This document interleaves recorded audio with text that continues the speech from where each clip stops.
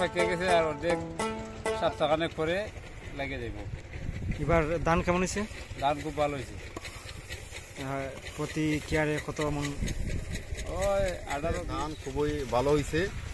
আর এক সপ্তাহ পরে মনে করেন যে পুরাপুরি পাকবে ধান। আর মনে করেন যে এবছর যেভাবে ধান ফলন হয়েছে সবারই মনে করেন যে ধান তুলতে পারবে ভালোভাবে যদি বৃষ্টিপাত না হয়। আর এবছর মনে করেন যে ধানগুলা যে হয়েছে যদি আরও এই হারভেস্টার ধান কাটার থাকে তাহলে আরও তাড়াতাড়ি ধানগুলা তুলতে পারবে। আর আমাদের এলাকায় মনে করেন যে হাওড়া এলাকা না, এটা মনে করেন যে ব্যাপারী যে লোক আসছে ধান কাটার জন্য এবছর খুব কম আসছে। আর যদি হারভেস্টার থাকে খুবই ভালো হইতো।